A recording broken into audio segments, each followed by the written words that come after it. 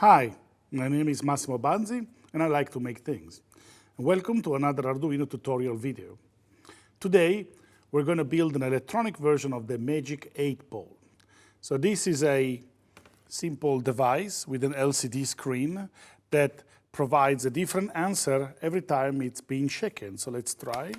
Look at this. 8-ball says Outlook good. So how does this project all work? We have a sensor, which is the tilt sensor over here, that contains a small ball sitting on two contacts. When the tilt sensor is vertical, the ball sits on the contacts, closes the circuit, and acts like a push button that's being pressed. When you shake the board, the ball bounces off the contacts and opens the circuits, and it's almost like it's like when you release your finger from a button. The data from the sensor goes into the Arduino, and there's a software that detects that you're shaking the Arduino and picks a random answer and displays it on this LCD display.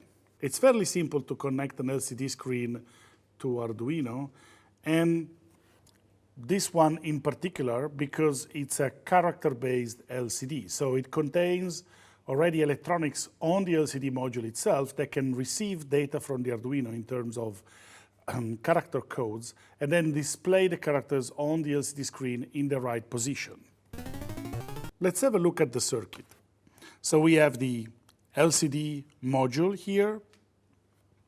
We are bringing 4 wires from 4 Arduino pins to the LCD modules.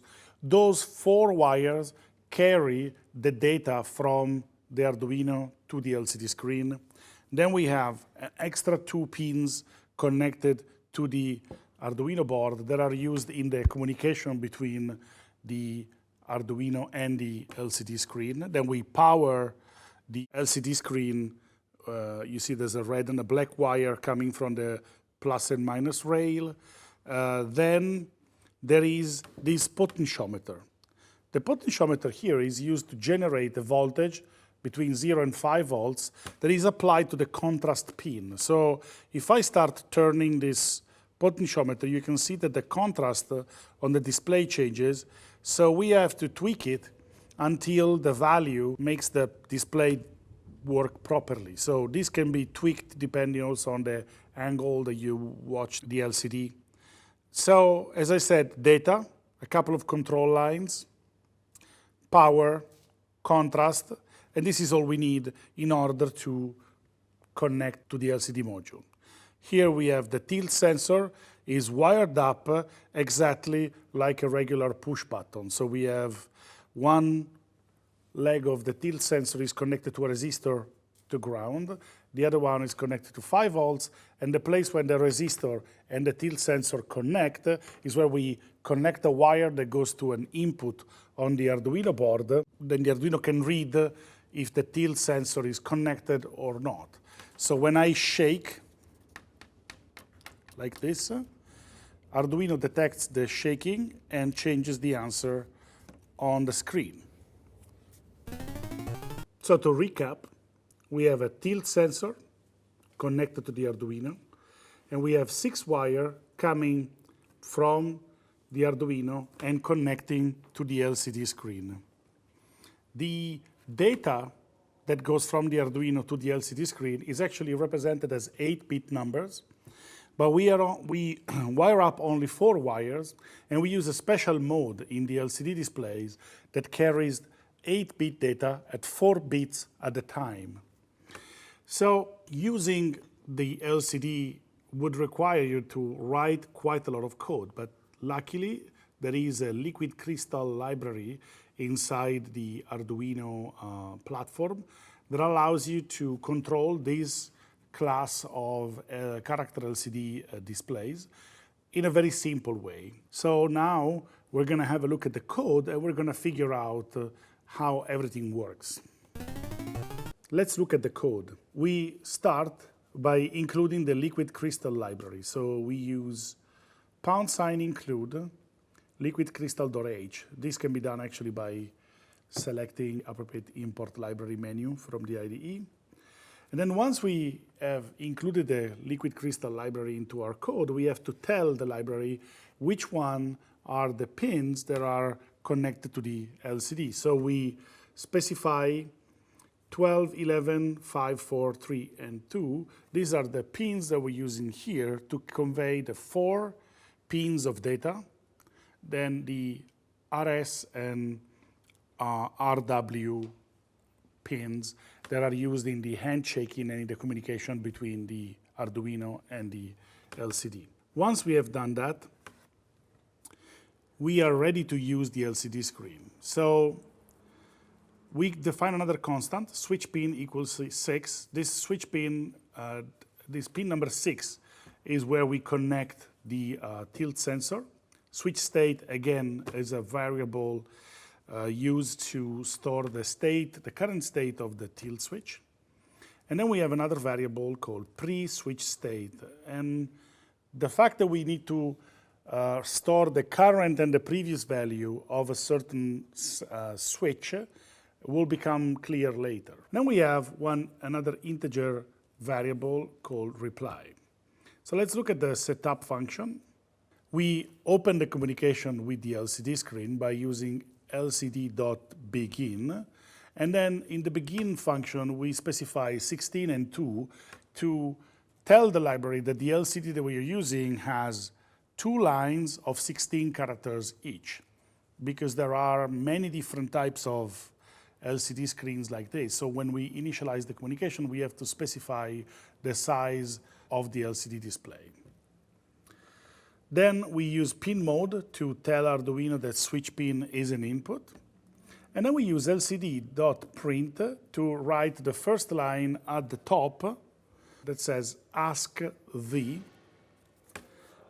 Then we use another interesting function of the LCD library, lcd.setCursor. SetCursor allows us to specify which column and row we want to start printing from. So I can move the cursor anywhere on the LCD display by specifying the position. With the last line in the setup, we print the second line on the screen. So lcd.print magic 8 ball. So to recap, in the setup, we're basically opening the communication with the LCD screen, preparing the pin, a switch pin to be an input, and then we print on the 2 lines of the display, ask the magic 8 ball. Then let's get into the loop. So the first line in the loop stores the current state of the switch into switch state by doing a digital read on the pin.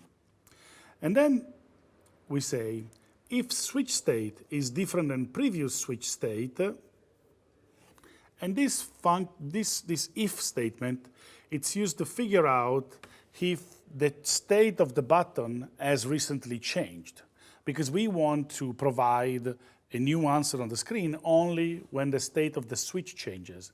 And the state of the switch changes only when I shake the circuit and the ball inside the tilt switch jumps up and down. So if switch state and previous switch state are different, then we can move on and we can say, if switch state equal low, then actually generate a new reply. So we start from clearing the display by using lcd.clear. Then we generate a random number between 0 and 7 that gets stored into the reply variable. Then we set the cursor to 0, 0, so the top left corner of the screen. We do lcd print 8 ball says. Then we set the cursor on the second line of the display by doing lcd set cursor 0, 1. And then we use an instruction called switch that basically allows us to run different parts of code depending on the value of a specific variable.